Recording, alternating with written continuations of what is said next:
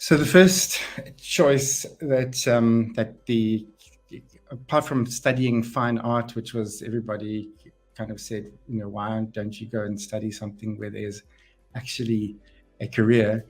I chose to study fine art, and then I chose to go into animation, which in South Africa, there was no industry. There was really nothing much to do.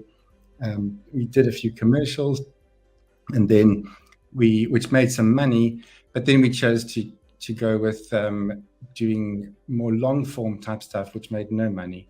And the earlier work that we did was for Sesame Street, and it was when Sesame Street asked us to provide animation for Takalani Sesame, which is the local version in South Africa.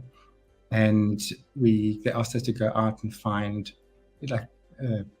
characters from the world that we lived in. And we went around and found these crafts that people were making, and we made them into animated films. It wasn't making much money. It's preschool. It's kind of, Sesame Street is not a big money spinner, but it was lots of fun, and we did that for quite a few years, and we learned a lot about working with consultants in New York, and also working with local artists from the street in Cape Town.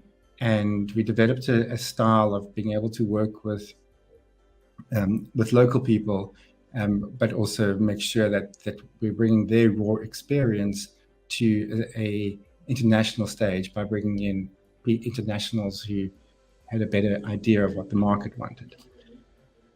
So the next choice we made is we stopped doing service work, and we decided to create our own content.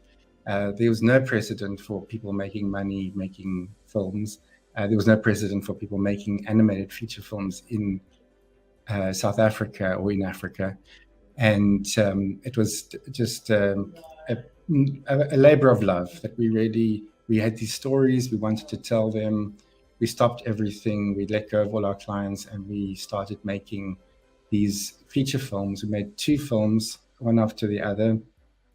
Then you realize that they don't actually just make money instantly, and went back to doing, we had to go back to doing some service work